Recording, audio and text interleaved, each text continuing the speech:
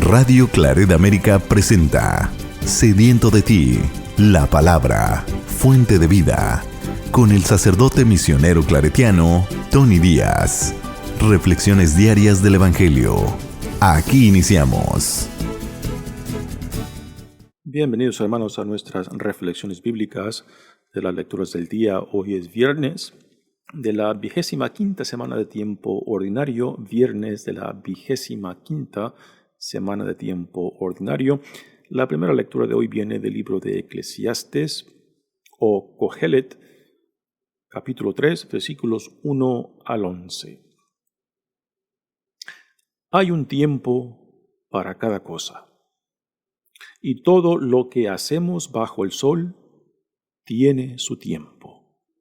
Hay un tiempo para nacer y otro para morir, uno para plantar y otro para arrancar lo plantado. Hay un tiempo para matar y otro para curar, uno para destruir y otro para edificar. Hay un tiempo para llorar y otro para reír, uno para gemir y otro para bailar.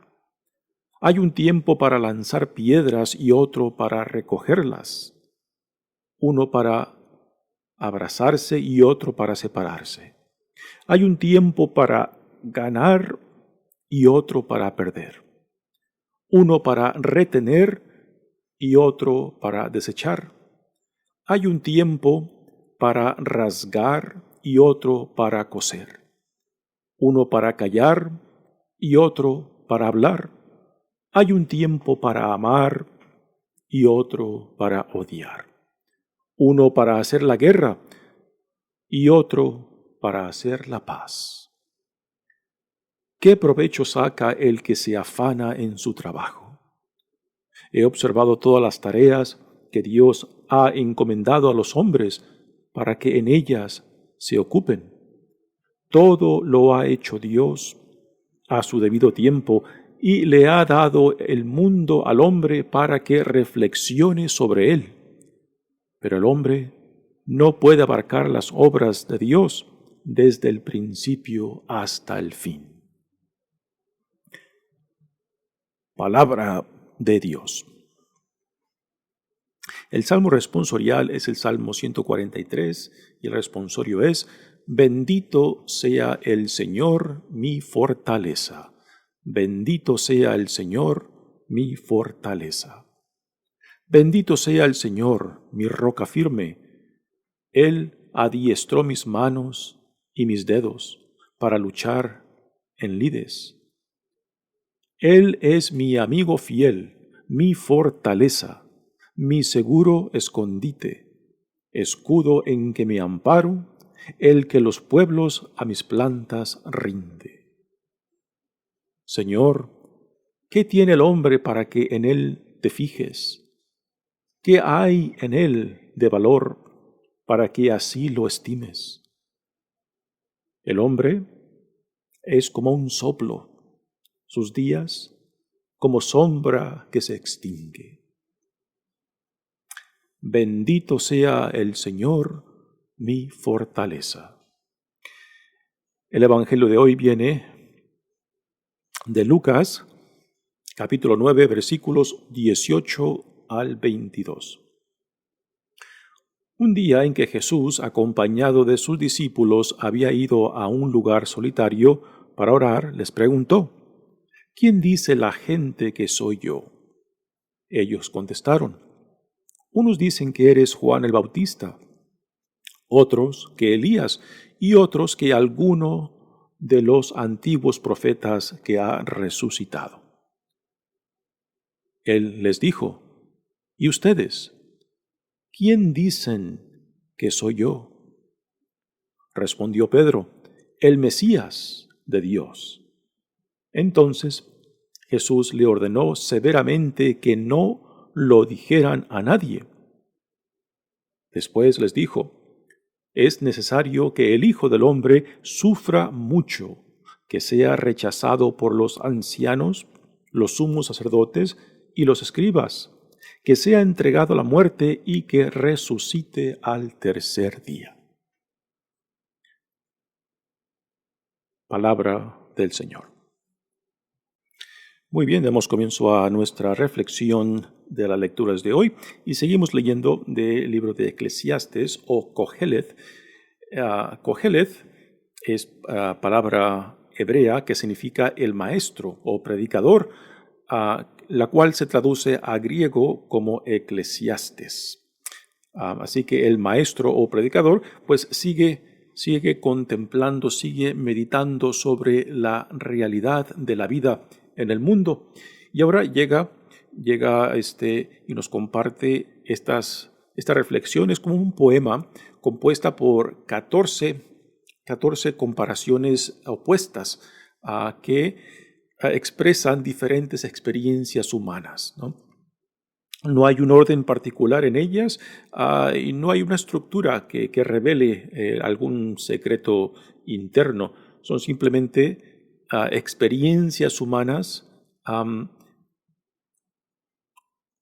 que reflejan experiencias opuestas que reflejan no una certeza, sino que una realidad de que las cosas marchan con el tiempo y de que nada es absoluto y que solamente Dios es absoluto. A últimas, esta será la conclusión del maestro o el predicador, Coheleth, de que nada es absoluto más que solamente Dios, y que así como experimentamos cosas difíciles o alegres, así como experimentamos triunfos, también experimentaremos pues fracasos, ¿no? Y que en cierta manera parte de la sabiduría del cual es parte este libro de Coheleth, pues es saber distinguir una de la otra y saber cómo responder a su debido tiempo, en su debida situación, con la debida persona, en la circunstancia apropiada, ¿no? Y esta es prácticamente la definición de la sabiduría, saber cómo responder a las diferentes situaciones de la vida con la apropiada respuesta, en el apropiado tiempo, con la apropiada circunstancia, ¿no? Este es el sentido de la sabiduría de la persona que ha crecido en sabiduría, que ha crecido pues en la voluntad de Dios, y saber responder en el tiempo apropiado, en la forma apropiada, de la manera apropiada a lo que la situación merece, ¿no? Dice la lectura: hay un tiempo para cada cosa, y todo lo que hacemos bajo el sol tiene su tiempo.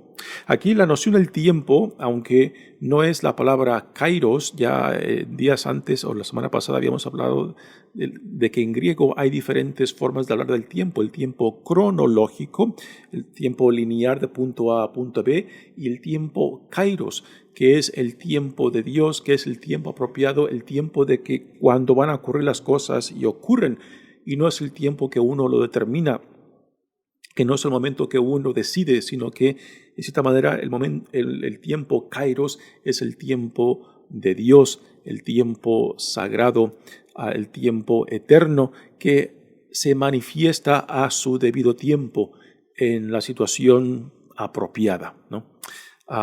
Y este es el sentido que esta poesía, esta reflexión sobria de Coheleth nos hace acerca del tiempo, de que no hemos de apegarnos ni a lo bueno ni a lo malo, de que todo es pasajero, todo es efímero, y que solamente Dios es eterno, y de que solamente Dios es seguro. Esta será la conclusión de esta bella reflexión sobre el tiempo y sobre las cosas de la vida. Dice: hay un tiempo para nacer y otro para morir. Como criaturas que existimos en el tiempo y el espacio, pues somos limitadas, no somos eternas, y que así como nacemos, pues moriremos. Y esta es la realidad de todo lo que existe, de que todo cuanto vive llegará a morir. Y esta es la realidad con la cual tenemos que hacer paz. Es la realidad con la cual tenemos que llegar a un punto de decir, no puedo romperme la cabeza y preguntarme el por qué soy mortal y por qué no soy eterno. Pues mi realidad como criatura, mi realidad es de que existo en el tiempo y como tal, pues así como he venido a la vida, también llegaré a la muerte, ¿no?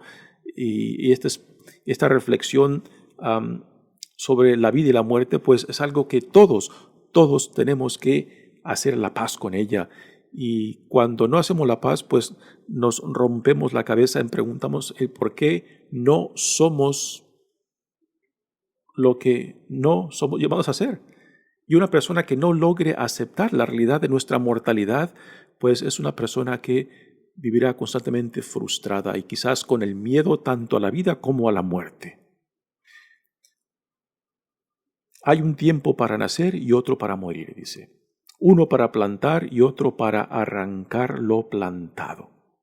Hay un tiempo para matar y otro para curar. Así que son experiencias de la vida y cada una refleja experiencias opuestas que a su debido tiempo pues uno tiene que saber cómo responder. Cuando uno se aferra a una cosa, pues queremos como en cierta manera parar el tiempo, parar la rotación de la tierra, parar el movimiento de las cosas, ¿no? Y cuando queremos aferrarnos a una cosa, pues perdemos la oportunidad de dejar que las cosas marchen para poder responder a lo otro que venga, a lo otro que viene, a lo otro que ya está aquí, ¿no? Esta es la experiencia de los místicos que nos invitan a vivir siempre en el momento, no en el pasado ni en el futuro, porque lo único que es real es el presente. El pasado ya pasó y no puedo hacer nada para cambiarlo. El futuro aún no está aquí y solo Dios sabe lo que vendrá en el futuro. Pero lo único que sí está ante mí y lo cual tengo acceso a cómo yo puedo responder es el presente. Y todas estas experiencias que este bello poema sobre el tiempo nos presentan, pues es cómo responder a cada situación en la forma más adecuada, en la situación apropiada. Y esto es en lo que consiste la sabiduría.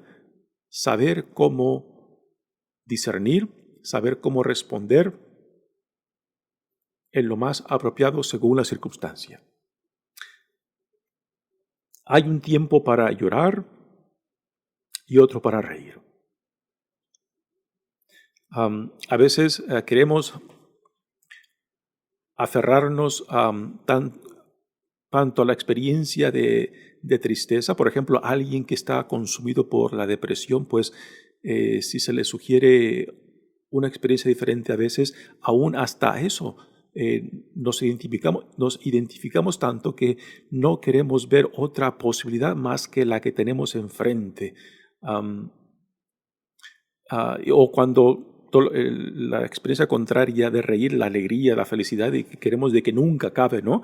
Pues también la felicidad es efímera, o sea, que no es perpetua, que las situaciones cambian y que así como reímos, pues también nos vendrán momentos difíciles de llanto y que no por eso hemos de vivir con miedo de que lo bueno, de que lo feliz, de que la risa, de que la alegría, de que la fiesta se acabe, por miedo a que venga la tristeza, el sufrimiento o la tragedia, ¿no? En cada experiencia, pues, como nos lo recuerdan los místicos, hemos de apreciar y de vivir con intensidad el momento que tenemos, sin aferrarnos a él, porque todo es transitorio. Solo Dios es absoluto. Uno para gemir y otro para bailar. Hay un tiempo para lanzar piedras y otro para recogerlas. Uno para abrazarse y otro para separarse. A veces cuando Vivimos amistades que nos llenan, que nos satisfacen, o a veces amistades, relaciones a las cuales nos hemos apegado, ¿no? Y no queremos de que esa amistad, esa relación, pues termine o desaparezca o cambie, ¿no?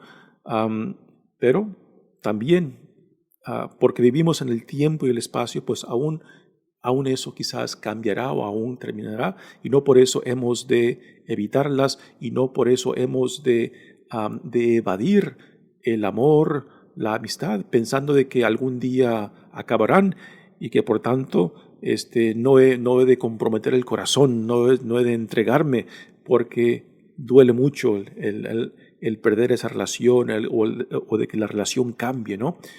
No.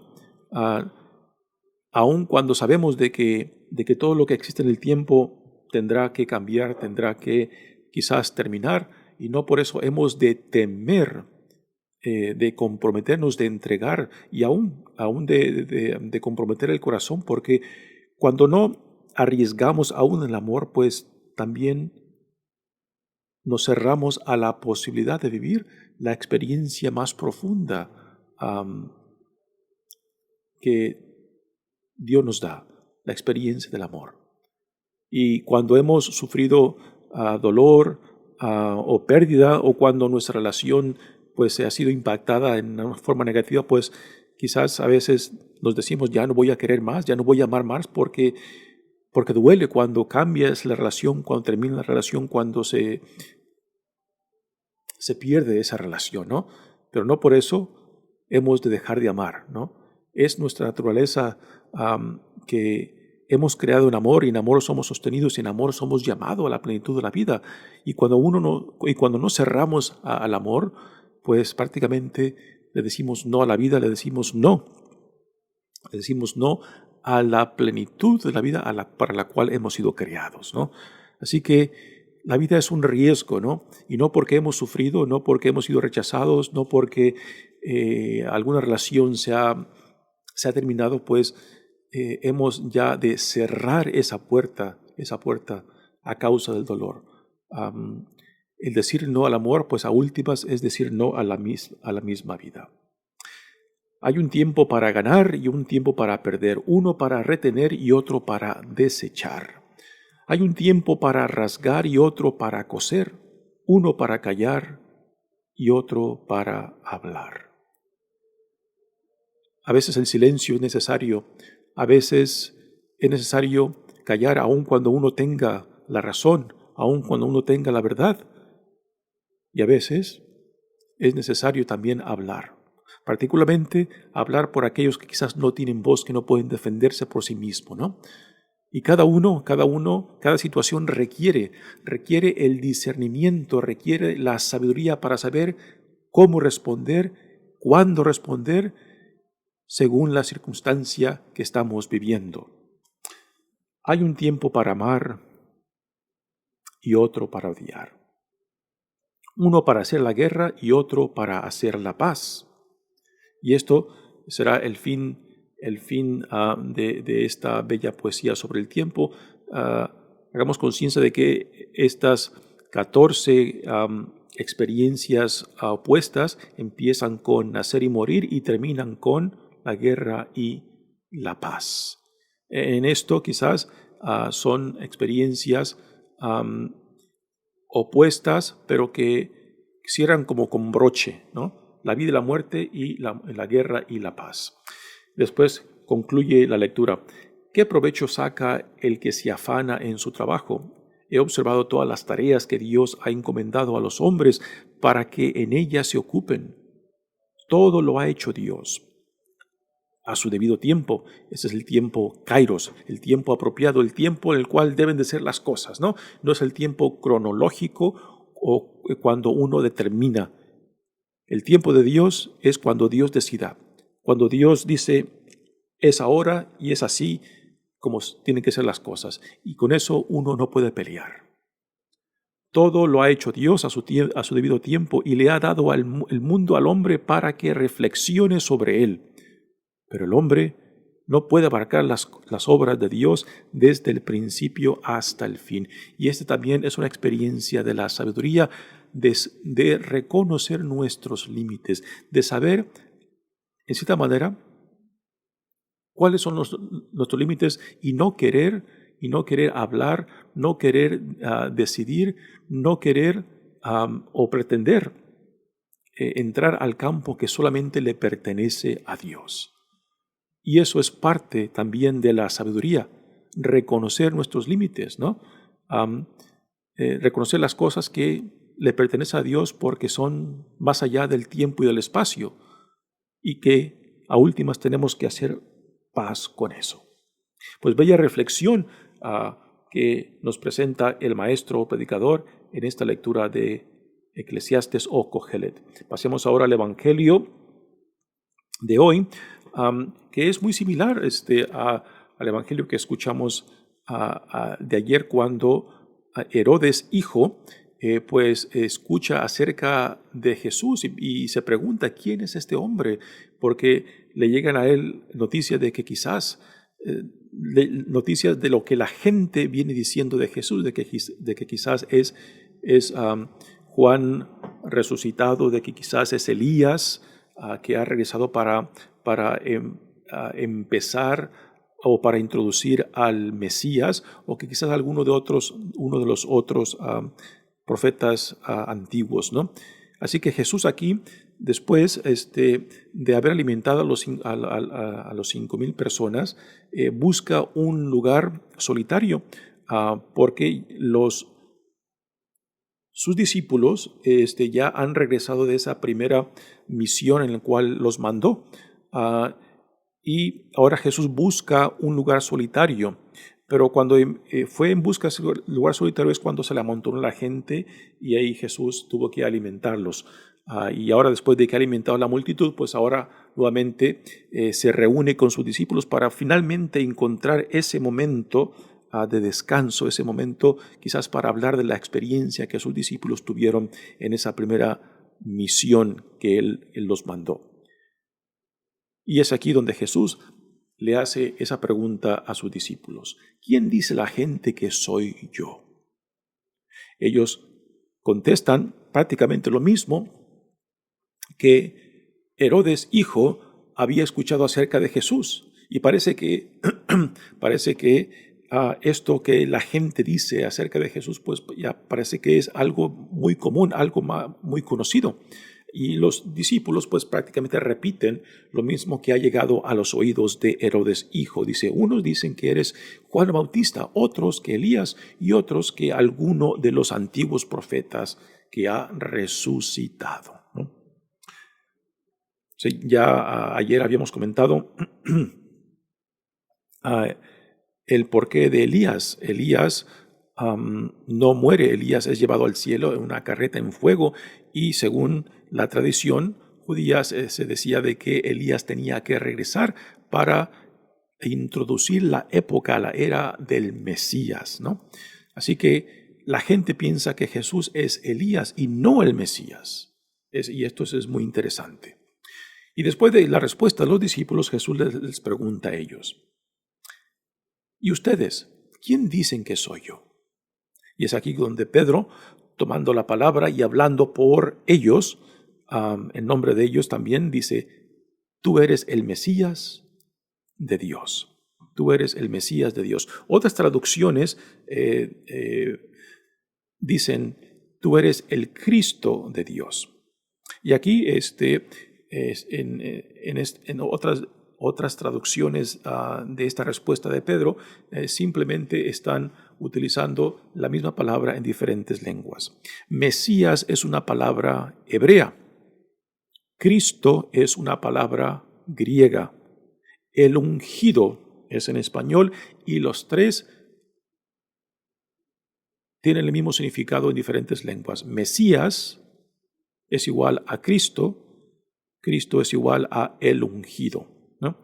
Así que cuando Pedro dice: tú eres el Mesías, el Hijo de Dios, aquí Pedro está afirmando que Jesús es el tanto esperado Mesías de quien tanto Moisés, los profetas habían hablado de él y ya habían anticipado su venida, y de que ahora el tan esperado Mesías ya está aquí. ¿no? Así que Mesías no es un nombre, Mesías es un título. Así que cuando decimos nosotros Jesucristo, en realidad estamos diciendo Jesús el Cristo, Jesús el Mesías, Jesús el ungido, ¿no? A veces cuando nos acostumbramos tanto a decir Jesucristo que pensamos que Cristo es el apellido de Jesús, pero no. Cristo es un título que hace referencia al prometido de Dios, al que Dios ha de mandar. Ahora, después de que Pedro hace esta confesión, es interesante lo que Jesús le dice. Dice, entonces Jesús les ordenó severamente que no lo dijeran a nadie. ¿Por qué Jesús les prohíbe que digan, el tanto esperado Mesías ya está aquí, ya ha llegado, ¿no?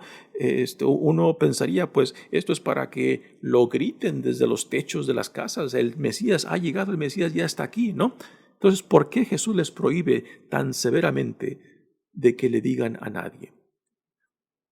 Y la respuesta es porque Jesús sabe de que ya en el aire, ya en la mentalidad de mucha gente en su tiempo, la noción del Mesías era una noción que no encajaba en cómo Jesús se entendía a sí mismo. Allá en el aire se respiraban diferentes nociones de que cuando el Mesías vendría, haría diferentes cosas. Así que una de las nociones que se tenía del Mesías es de que pues expulsaría al imperio romano de sus tierras, ¿no? Otra noción era de que el Mesías purificaría la religión y regresaría la religiosidad, la religión judía, pues a una pureza que solamente Dios la podía hacer. Y otra expectativa era de que el Mesías vendría a instalar o regresar la gloria del reinado de Israel, como en tiempos de David, que fue el tiempo más alto, más excelente.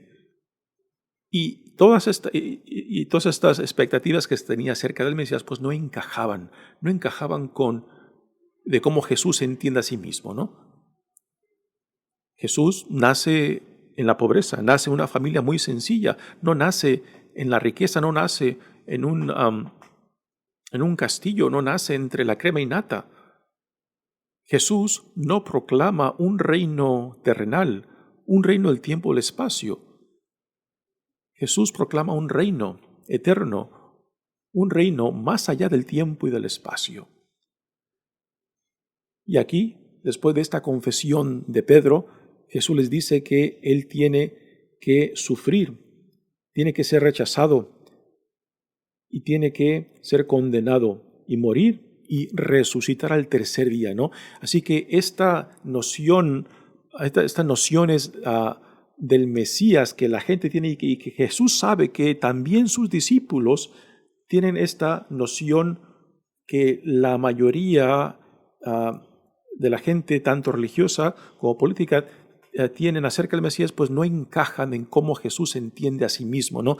Y Jesús quiere darles a entender que la noción de ellos acerca del Mesías no es como Él se entiende a sí mismo.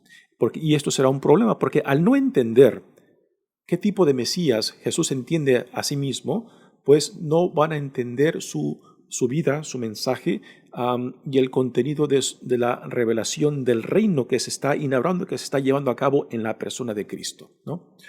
Y esto aún lo tenemos después de la resurrección. Tenemos en los Hechos de los Apóstoles, que también fue escrito por el autor del Evangelio de Lucas, que después de la resurrección los discípulos aún le preguntan, después de la resurrección, que si ahora va a llevar a cabo la restauración del reinado de David, ¿no? Así que aún después de la resurrección, según los Hechos de los Apóstoles, en el capítulo 1, aún tienen esta noción equivocada de que el reinado del cual Jesús habla al reino de Dios de que es algo terrenal, algo político o algo revolucionario, ¿no? Y no. El reinado que Jesús viene a anunciar, viene a inaugurar, es un reinado que busca la transformación del mundo, de la persona, desde dentro.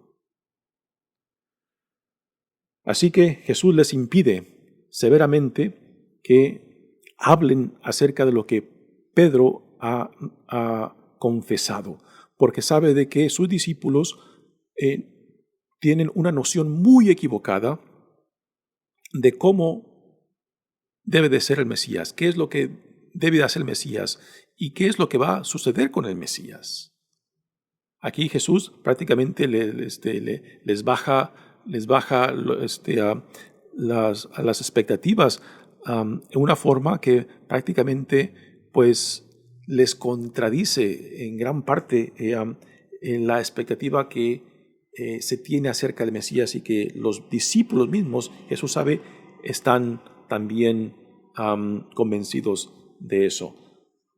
Ahora, lo que en este evangelio de Lucas no tenemos es cómo Pedro, después de que Jesús le dice que tiene que sufrir, que tiene que ser rechazado, que tiene que morir y resucitar, en el evangelio de Lucas, en el evangelio de Marcos y Mateos, Pedro toma a Jesús a un lado y le dice, no, esto no puede ser.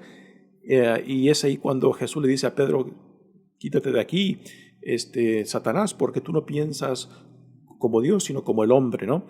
Así que, y esa parte Lucas no la incluye aquí en esta escena. Es curioso el cómo Lucas pues toma prácticamente esta escena de Marcos, pero la cambia, la transforma a su propio estilo cuando quita la reacción fuerte de Pedro en tomar a Jesús a un lado y decirle, no puede ser, tú no puedes sufrir, tú no puedes morir, porque Pedro, que representa a los discípulos, no entiende el sentido del Mesías como Jesús se entiende a sí mismo. Y esto será un problema muy serio de los discípulos, un problema también muy serio nuestro, de que si no entendemos quién es Jesús, pues nosotros vamos a querer meter a Jesús en nuestra propia imagen, según nuestros caprichos, según nuestros deseos, según lo que queremos, y no como Dios quiere ser visto, no como Dios quiere ser recibido, ¿no? Sí, que el mismo problema y dificultad que los discípulos tuvieron con Jesús de no entenderlo a Él, yo creo que en gran parte también lo tenemos hoy en día cuando no dejamos que Dios sea Dios, sino que lo queremos reducir a lo que nosotros queremos que sea. Muy bien, hermanos, mi nombre es Padre Tony Díaz, misionero claretiano. Que Dios los bendiga. Radio Claret América presentó Sediento de ti, la palabra. Fuente de vida. Sus comentarios son importantes.